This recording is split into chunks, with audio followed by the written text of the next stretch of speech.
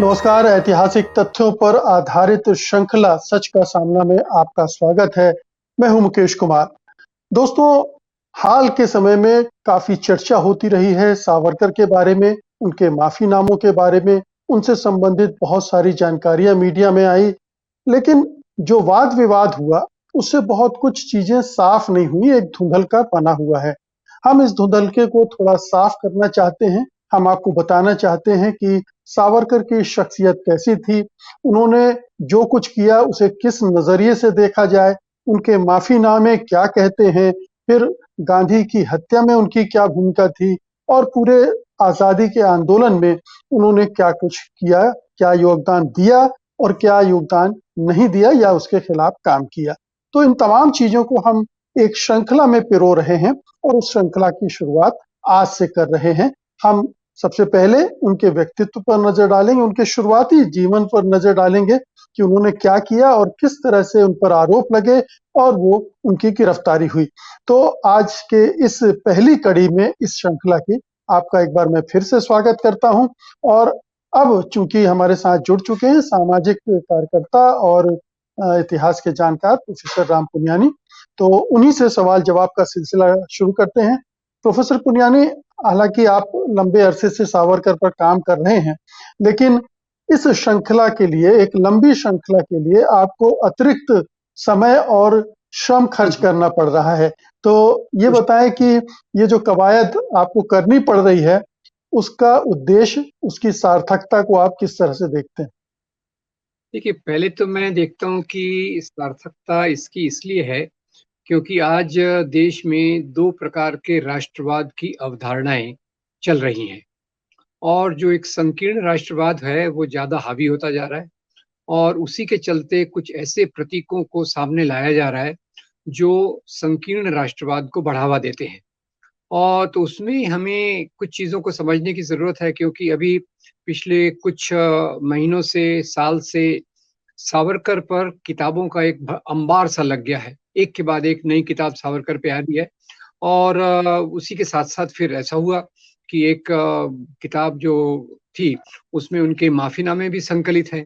तो वहां से फिर बात चालू हुई। वो माफीनामों का जस्टिफिकेशन देने के लिए रक्षा मंत्री राजनाथ सिंह जी ने कहा कि उन्होंने तो माफीनामे गांधी के आग्रह पर लिखे। तो ये सब चीजें जो हैं उसको हम अगर सिलसिलेवार तरीके से समझे तो ज्यादा अच्छा होगा कि आज किस प्रकार से कोई लोग झूठ बोल रहे हैं। और दूसरी ये भी बात है कि सावरकर का जीवन एक स्ट्रेट लाइन नहीं है। उनके जीवन में कई बदलाव आए। जैसे मैं शुरुआत में कहना चाहूंगा कि अपने जीवन के शुरुआती पीरियड में वो निश्चित रूप से क्रांतिकारी थे। अंडमान की जेल में जाने के पहले वो क्रांतिकारी थे, ब्रिटिश विरोधी क्रांतिकारी थे। और भारत के जो दूसरे क्रांतिकारी आंदोलन थे उसमें भी उनके साथ भी उनका जुड़ाव था। तो अगर सिलसिलेवार से देखें तो उनमें दो तीन चीजें हमको देखने को मिलती हैं।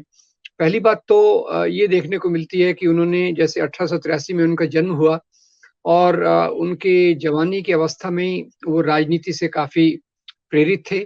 इन मुद्दों को उन्होंने अपने हाथ में लिया। और इसी के साथ साथ दो दो स्ट्रीम्स दिखती हैं। एक तो मुस्लिम विरोध, जो अपने उस समय कई सांप्रदायिक दंगे हो रहे थे और उनको जिस प्रकार से प्रस्तुत किया जाता है, मुस्लिम विरोधी एक पुट उनके बीच में आ गया था।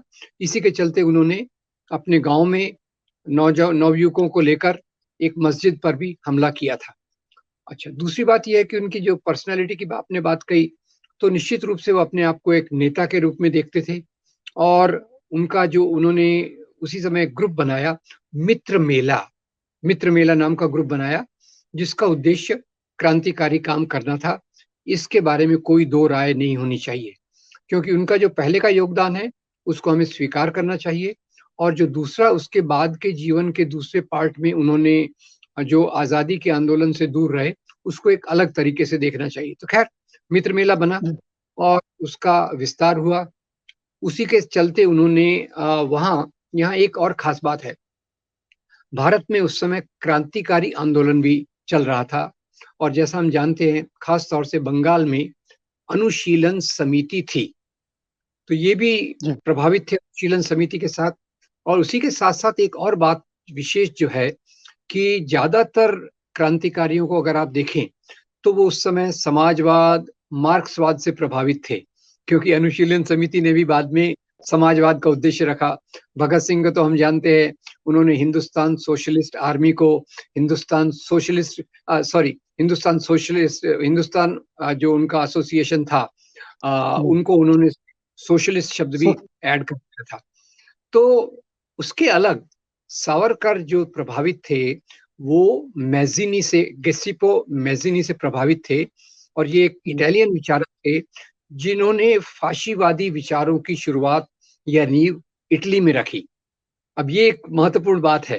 ख़ैर, जी, पर उसके बावजूद भी इन्होंने जो अभिनव भारत जैसे इटली में था मॉडर्न इटली, उसी की तर्ज पर इन्होंने अभिनव भारत बनाया और अभिनव भारत को उन्होंने अनुशीलन समिति के साथ जोड़ने की कोशिश की। तो ये एक इनमें एक क्रांतिकारी तत्व निश्चित रूप से था, इसे हमें जी। डिनाय नहीं कर सकती है। पर ख़ैर, हाँ, अभी बल्कि इन्हीं इस विद्रोही तत्व को हम उनके चरित्र में देख सकते हैं कि वो चित्पावन ब्राह्मण थे, लेकिन जी, उन्होंने मांस भक्षण भी किया, वो जी, नास्तिक थे। तो एक चित्पावन ब्राह्मण का इस तरह के संस्कारों से विरोध करके, विद्रोह करके, इस तरह की जी। चीज़ों को अपनाना भी अपने आप में एक विद्रोह या क्रांतिकारी तत्व का होना बताता है। जी, तो वो एक अपने विचारों वाले व्यक्ति थे। तो आपने जो बात कही इसी में मैं थोड़ा जोड़ दूँ कि यहाँ उनकी जो पहले हम यात्रा देख लें, फिर मैं उनके साथ ही साथ इस बताऊँगा कि उन्होंने जैसे उस समय तिलक ने एक शुरुआत की थी हिंदुओं को जोड़ने की, गणेशोत्सव के माध्यम से। तो इन्होंने भी गणेशोत्सव को मनाने की परंपरा को आगे विकसित किया और बाद में जब ये फर्ग्यूसन कॉलेज में इनको एडमिशन मिली पुणे में, तो ये इन गतिविधियों से जुड़े रहे और ये गतिविधियों में निश्चित रूप से जैसे मैंने बताया अभिनव भारत और अनुशीलन समिति से उसका जुड़ाव ये चलता रहा। अब इसी के चलते फर्ग्यूसन कॉलेज से उनको निष्कासित किया गया। तो उसके समय देश में काफ़ी हो-हल्ला हुआ कि इन्हें क्यों निष्कासित किया गया है। इनके समर्थन में लोगों ने बहुत बातें कही और लोकमान्य तिलक की मदद से इन्हें श्यामजी कृष्ण वर्मा की स्कॉलरशिप मिली।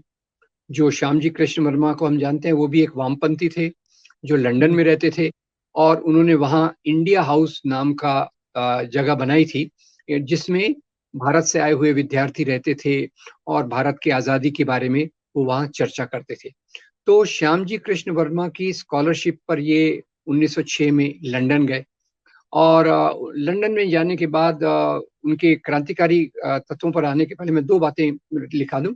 उन्होंने पहले तो जो 1857 की जो का विद्रोह जिसको अभी तक विद्रोह कहा जाता था, उसको उन्होंने रीइंटरप्रेट किया।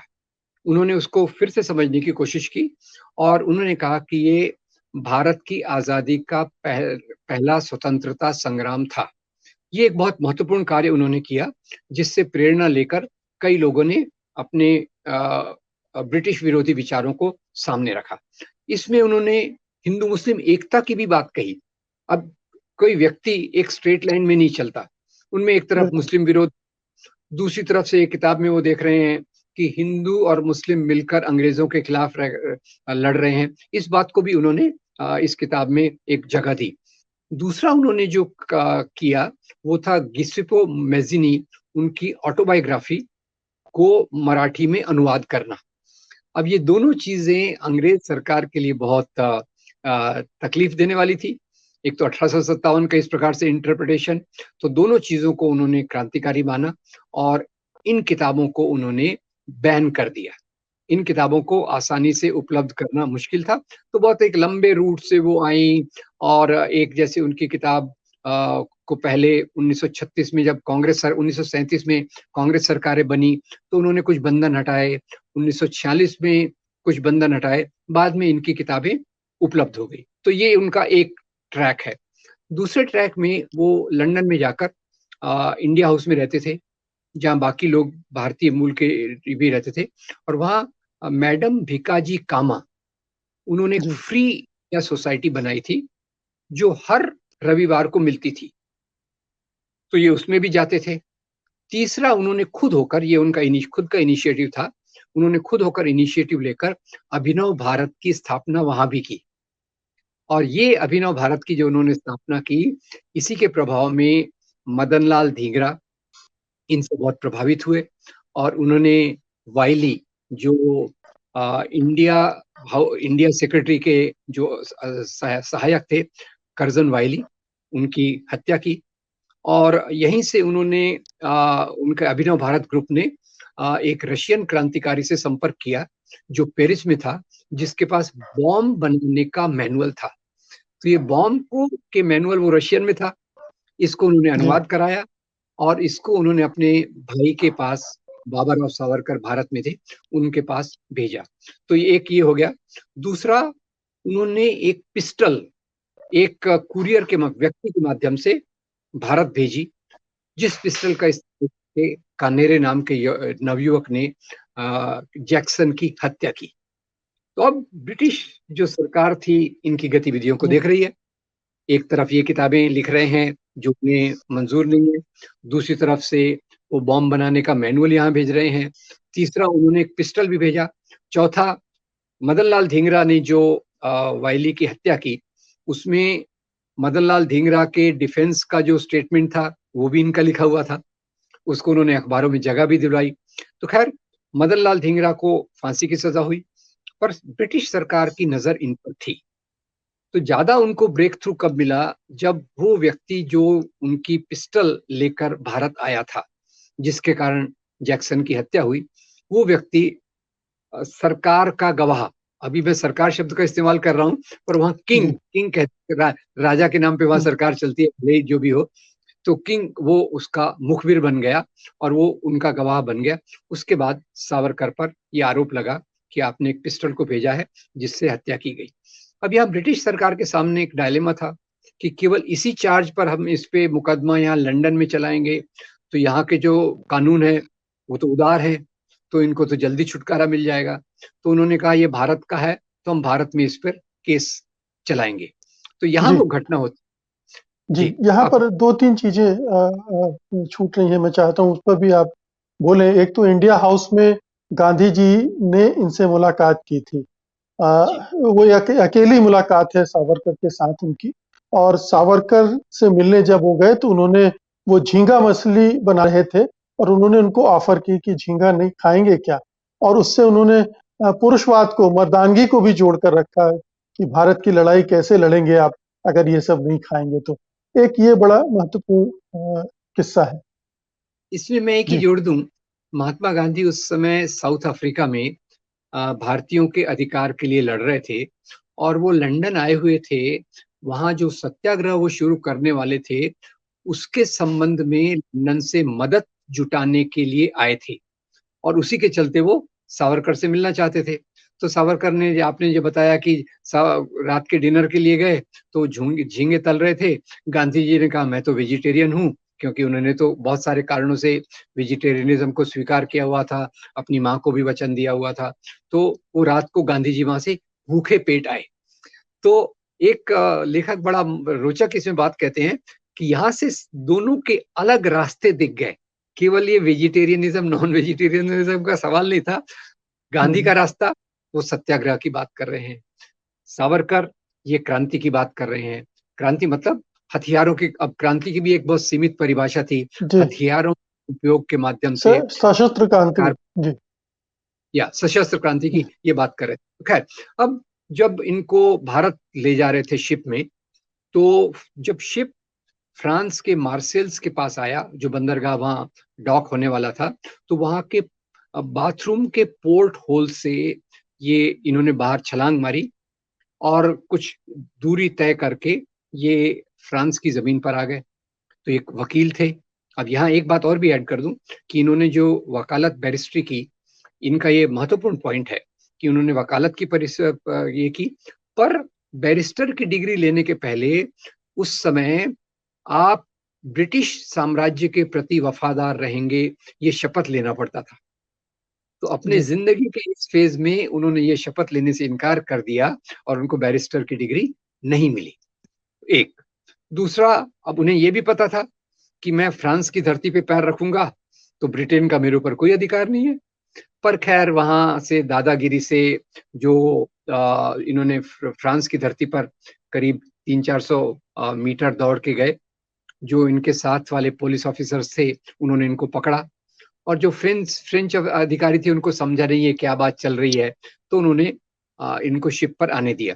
कानूनी तौर पर वो उस समय स्वतंत्र थे। तो ये मामला जी हेग में भी गया, हेग की अंतरराष्ट्रीय इसमें गया, पर उसके पहले ही ब्रिटिश उनको भारत ले आए, और भारत की अदालतों ने उनको 2 लाइफ टर्म्स, एक तो जो इधर मदन लाल धिंगरा से एसोसिएशन, और दूसरा पिस्टल का भेजना, तो 2 लाइफ टर्म्स दिए और उनको अंडमान की जेल में भेजा।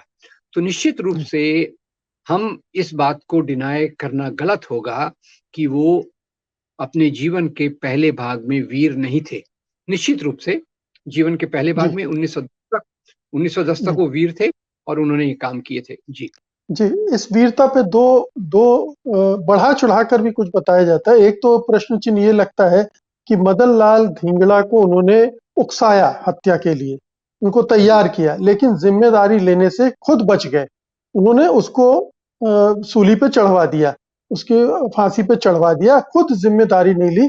और यही आरोप बाद में तब लगता है जब गोडसे को वो तैयार करते हैं गांधी की हत्या के लिए, जो कि कहा जाता है। और उसके बाद गोडसे को भी वो स्वीकार नहीं करते, गोडसे से भी खुद को अलग कर लेते हैं। तो एक ये जिसे वीरता कहा जाता है, उसे वो उसका दूसरा पक्ष कायरता का भी है। और दूसरी बात ये है कि जो फ्रांस के तट पर वो छलांग लगा, ये नीचे पोर्ट होल से निकल कर गए थे, अक्सर उसको ये बताया जाता कि समुद्र पार करके गए थे। यानी बहुत लंबी चौड़ी तैराकी की थी उन्होंने और उसके बाद गए थे। तो ऐसा नहीं था, थोड़ा तट पर थे, वहां से कूदकर वो बाहर निकले और 300-400 मीटर ही दौड़ लगा पाए थे, तब तक उनको पकड़ लिया गया था। जी 300-400 मीटर भी नहीं थी, ये उससे भी कम थी, बहुत कम था। जी यानी तो जो जो शिप था वो तो डॉक करने ही वाला था, तो कुछ मीटर्स का ही फर्क रहा होगा। तो आपकी बात सही है। ये उनके एक चरित्र का भाग था कि जैसे मदन लाल धिंगरा उससे उनसे उसको इंस्पायर करते हैं, गोडसे को इंस्पायर करते हैं। इससे गोडसे कई बार बाद में दुखी भी होते हैं कि जिनके आशीर्वाद से मैंने काम किया, उन्होंने मेरे से पूरा पल्ला झाड़ लिया। और इतने दिनों जब वो, हम इसके बारे में बाद में भी बात करेंगे, अदालत में जब मुकदमा चला तो उन्होंने गोडसे को एक बार भी नहीं देखा और उसको पहचानने से भी इनकार कर दिया। तो ये गोडसे के लिए एक निजी तौर से हार्ट ब्रेकिंग इवेंट जो था वो था। तो खैर, जी अब ये दो कारणों से उनको जो फांसी की सजा दी, उनको लाइफ इम्प्रिजनमेंट दिया गया, उसका एक मूल्यांकन इस बैलेंस तरीके से करना चाहिए कि निश्चित रूप से उन्होंने अभिनव भारत बनाया, उनका उद्देश्य उस समय सशस्त्र क्रांति के लिए साथ में देना। पर एक तीसरी बात मैं जो जोड़ना चाहता हूं वो ये कि भारत के ज्यादातर सशस्त्र क्रांतिकारी ये वामपंथी विचारों से आए थे। इवन जो अनुशीलन समिति थी, बाद में जाके इसने भी सोशलिज्म को स्वीकार कर लिया। सावरकर एक ऐसे व्यक्ति थे जो शुरू से मैजिनी के विचारों से प्रभावित थे। मैजिनी जो फाशीवाद का जनक था और फाशीवाद का विचारक था, उसके विचारों से प्रभावित थे। और आगे ये भी देखने को मिलेगा कि इनके जो दूसरे सहायक या दोस्त या सहयात्री डॉक्टर मुंजे थे, जिसके बारे में हमने बात की, वो भी जाके मुसोलिनी से मिले, वो भी उससे प्रभावित हुए। तो ये सशस्त्र क्रांति के प्रवाह में भी मैं दो प्रकार के लोगों को देख सकता हूँ।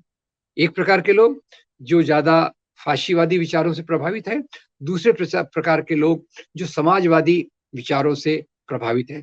ये बात मेरे ख्याल से हमें थोड़ी सी रेखांकित करना चाहिए। और तीसरा, वो उनके चरित्र, आपने जैसे कहा कि वो नॉन वेजिटेरियन थे, उसके साथ मैं और भी बात जोड़ना चाहूंगा कि एक लेवल पे वो धर्म का उतने धार्मिक व्यक्ति नहीं थे। वैभव पुरंदरे तो अपनी किताब में लिखते हैं कि वो बाद में जाकर पूरे नास्तिक हो गए। तो ये विडंबना देखिए कि ये धार्मिक नहीं थे उतने, पर जो उनका राष्ट्रवाद था वो हिंदू राष्ट्रवाद था। दूसरी तरफ जिन्ना को देखिए, जिन्ना भी धार्मिक नहीं थे, पर जिन्ना भी मुस्लिम राष्ट्रवाद के पिता थे। तो यहाँ एक कंट्रास्ट दिखता है कि धर्म के नाम का राष्ट्रवाद, धर्म उसके लोग धर्म को माने ना माने, उसको प्रैक्टिस करें ना करें, पर उसके आवरण में राजनीति करते हैं, उसके नाम पर राष्ट्रवाद चलाते हैं। और दूसरी तरफ मैं यहीं एक आपको उदाहरण दे दूं कि महात्मा गांधी अपने आप को सनातनी हिंदू कहते थे, पर उन्होंने धर्म के नाम की राजनीति नहीं की। मौलाना अबुल कलाम आजाद मौलाना थे, इस कुरान का उन्होंने तर्जुमा किया, पर उन्होंने भी इस्लाम के नाम पे मुस्लिम लीग का ना साथ दिया, न पाकिस्तान की मांग का समर्थन किया। तो ये यहाँ एक महत्वपूर्ण बात है कि सावरकर अपनी और तीसरी बात और जो आजकल बहुत चलता है, गाय के नाम पर, बीफ के नाम पर लिंचिंग, सावरकर ने उसका भी विरोध किया। उन्होंने कहा गाय तो एक उपयोगी पशु है, और जैसा हमने एक एपिसोड किया है कि राष्ट्रीय आंदोलन में भी गाय के नाम पर राजनीति हुई थी, सावरकर उसके भी विरोध में थे। तो हम किसी व्यक्ति को पूरे एक एक रंग में नहीं पेंट कर सकते, उसके बहुत बहुत सारे सारे शेड्स हैं उनके चरित्र बहुत के। जी सारे जी। और इस अब पहलू मैं जी अब मैं ये आपसे चाहूंगा कि ये जो दो बड़े चार्जेस लगे थे उन पर, जी जिसकी वजह से उनको 2 आजीवन कारावास की सजाएं हुई, ये पूरा मामला क्या था और कैसे चला और कैसे सजा हुई, फिर उनको कैसे डिपोर्ट किया गया काला पानी के लिए अंडमान निकोबार? देखिए, इन दोनों में जो चार्ज ये था कि आप ब्रिटिश साम्राज्य के खिलाफ बगावत कर रहे हैं, दोनों का चार्ज एक ही था। और ये बगावत क्योंकि सशस्त्र थी। अब ये अपनी तुलना करते हैं दूसरे उन आजादी के आंदोलन के नेताओं से जिन्होंने शांतिपूर्ण तरीके से आंदोलन किया, जैसे नेहरू हो गए, गांधी हो गए, पटेल हो गए, जिनको जेल की सजाएं तो हुई, पर इतनी कड़क सजा नहीं हुई। तो इनको इतनी कड़क सजा होने का कारण क्या था? एक तो शस्त्र का इस्तेमाल करना या करवाना, और दूसरा ब्रिटिश साम्राज्य के खिलाफ एक सशस्त्र अभी क्रांति के लिए उकसाना। आजकल फिर से जब से ये बात चली है, अब नेहरू के ऊपर उंगली उठाना चालू हो गई कि भाई उनकी जेल तो एक 5 स्टार लग्जरी थी, जेल में बैठ के वो किताबें लिख रहे थे। तो ये जानबूझ के ये सावरकर पर जो इतना गहरा दाग है, उसको हटाने के लिए हमारा ध्यान उधर भी ले जाना चाहते हैं। पर फर्क ये था कि जो आजादी के आंदोलन के नेता थे, वो अहिंसा के रास्ते पर चल रहे थे, इसलिए उनकी जो सजाएं भी हुई थी, वो सजाएं उतनी जैसे काले पानी टाइप नहीं थी। जबकि सावरकर का रास्ता हिंसा के लिए प्रोत्साहन करना, हिंसा के लिए मदद करना, हिंसा के लिए पिस्टल प्रोवाइड करना, बॉम्ब के मैनुअल को अनुवादित करके भेजना। तो ये हिंसक मार्ग के कारण उनपे चार्जेस लगे ब्रिटिश सरकार के खिलाफ द्रोह के, और इसके लिए उन्हें काला पानी की सजा हुई। तो कुल मिलाकर इसमें एक चीज और मैं जोड़ना चाहता हूँ कि वो जाति व्यवस्था के भी खिलाफ थे। उन्होंने जी वर्ण व्यवस्था को भी नकारा था। एक जी ब्राह्मणवादी ब्राह्मण होते हुए भी, चित्पावन ब्राह्मण होते हुए भी, वो वर्ण व्यवस्था की भी मुखालफत कर रहे थे और उसको हिंदू धर्म की कमजोरी मानते थे। जी, ये मैं सोच रहा था हम अगले किसी एपिसोड में, जब वो, क्योंकि ये तो 1910 तक का हिंदुत्व की पीरियड बात करते हैं। जी है। 1910 के बाद हम बात करेंगे जेल में उनका टर्म कैसा था। उसके बाद जी तीसरे में हम बात करेंगे उन्होंने हिंदुत्व की विचारधारा रखी, और उसी के साथ रत्नागिरी में पतित पावन मंदिर की स्थापना की, जिसमें उन्होंने सभी वर्ण के लोगों के आने के लिए उसको खुला रखा। और आपकी बात बिल्कुल सच है कि वो इस प्रकार की जाति व्यवस्था जो दूसरे लोगों को मंदिरों में नहीं आने देती, छुआछूत में विश्वास रखती है, उसके पूरे खिलाफ थे ये। पर मेरे ख्याल से हम इसको थोड़ा सा विस्तार में अगले एपिसोड्स में देख सकते हैं। जी।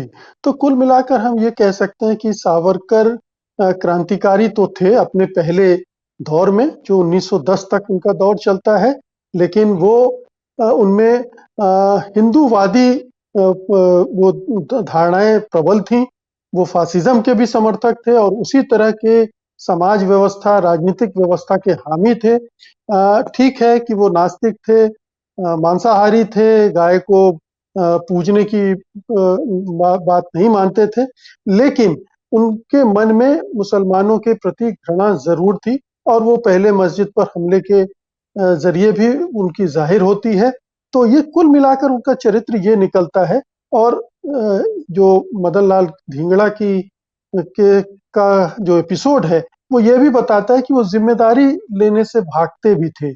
और भले ही उन्होंने बहुत सारी चीजें की हों, लेकिन ये उनकी कमजोरियां भी दिखाती हैं।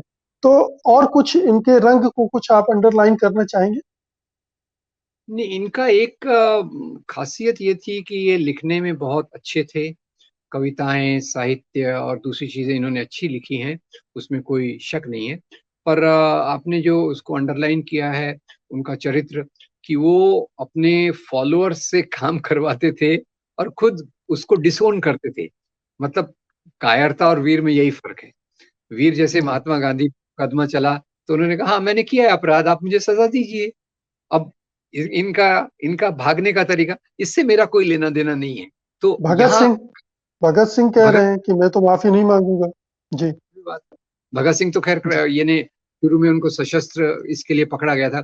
अब महात्मा गांधी जो शुरुआत से अहिंसा के रास्ते पर रहे, उन पर भी जब मुकदमे हुए तो उन्होंने कहा, हाँ, मैंने ये अपराध किया है और मैं अपराध फिर से करूंगा। तो वीरता और कायरता में फर्क यहाँ है। फर्क ये जी। नहीं है कि आप बंदूक चलाने की बात करते हैं या नमक सत्याग्रह की बात करते हैं। फर्क ये है कि आप अपने काम के लिए खुद को जिम्मेदार मानते हैं और छाती फुलाकर, अब कितने इंच की है वो बात अलग है, छाती जी। फुलाकर कहते हैं मैं काम करूंगा और ये मेरा राजनीतिक उद्देश्य है जिसके लिए मैंने ये काम किया। जी। बहुत बहुत शुक्रिया प्रोफेसर पुनियानी, हमारे दर्शकों को सावरकर के बारे में, पहले हिस्से के बारे में उनकी जानकारी देने के लिए। अब मैं अपने दर्शकों को बता दूं कि आने वाले एपिसोड में हम काफी विस्तार से जा रहे हैं, सावरकर के बारे में तमाम जानकारियां आपको देना चाहते हैं। अब जब वो अंडमान निकोबार चले गए तो जेल में उनके साथ क्या हुआ और कैसे उन्होंने एक के बाद एक मर्सी पिटीशन लिखी, उनमें क्या लिखा, जो जितने भी उन्होंने माफीनामे लिखे हैं उनके ऊपर विस्तार से चर्चा करेंगे अगले आने वाली कड़ियों में। तो हमारे साथ बने रहिएगा। और मैं ये भी आपसे गुजारिश करूंगा कि अगर इन एपिसोड्स में आपको लगता है कि कोई जानकारी का अभाव है या कोई आपको लगता है कि नहीं इस बारे में मैंने ये पढ़ा था या ये जाना था, तो वो भी आप कमेंट बॉक्स में दर्ज करें ताकि हम उनके बारे में भी स्पष्टीकरण दे सकें, आपको सही जानकारियां दे सकें और कहीं अगर हम चूक कर रहे हैं तो हम उसको दुरुस्त भी कर सकें। बहुत बहुत शुक्रिया प्रोफेसर पुनियानी, आज की इस कड़ी में हिस्सा लेने के लिए। धन्यवाद आपका। नमस्कार। सत्य हिंदी का ऐप डाउनलोड करें गूगल प्ले स्टोर पर।